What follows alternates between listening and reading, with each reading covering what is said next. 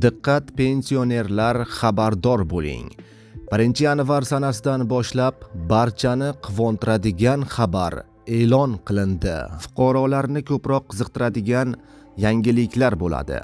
2026-yilda katta o'zgarishlar yili bo'lishi kutilmoqda. Tezda xabardor bo'ling. Assalomu alaykum, hurmatli tomoshabinlar. Tezkor yangiliklardan birinchilardan bo'lib xabardor bo'lishni istasangiz, videorolik ostiga like tugmachasini bosib qo'yishni unutmang.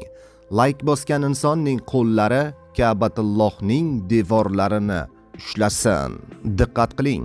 Iqtisodiyot va Moliya vazirligi 2026-yil uchun davlat budjeti loyihasini ommaga taqdim etdi. Bu haqida Zamin.uz xabar berdi.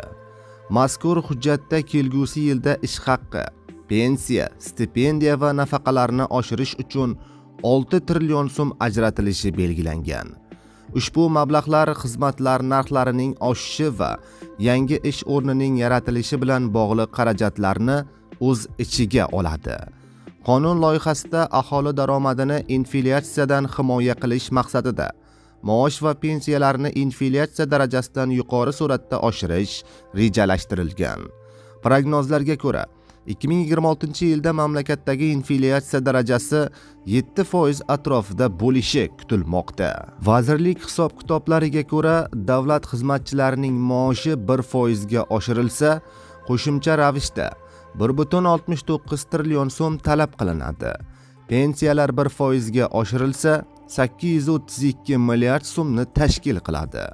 Jami ish haqqi va ijtimoiy soliq xarajatlari uchun 2026-yilda 172 trillion so'm ajratilishi rejalashtirilgan.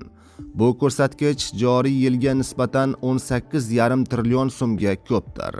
Shu bilan birga, maoshlarga oid to'lovlar davlat budjeti xarajatlarining 42% ni tashkil etadi.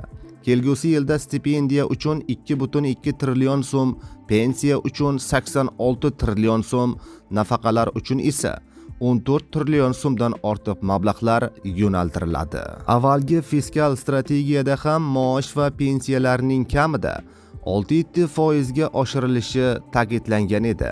Umuman olganda davlat ijtimoiy xarajatlarni oshirish orqali aholi daromadini qo'llab-quvvatlashni izchil davom ettirmoqda. 2026-yilda aholining ijtimoiy farovonligini oshirishga qaratilgan muhim o'zgarishlar kutilmoqda.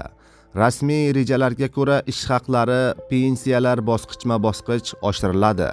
Bu qaror millionlab fuqarolarning, xususan budjet tashkilotlari xodimlari, nafaqaxo'rlar va kam ta'minlangan qatlam vakillari uchun katta yengillik bo'lishi kutilmoqda.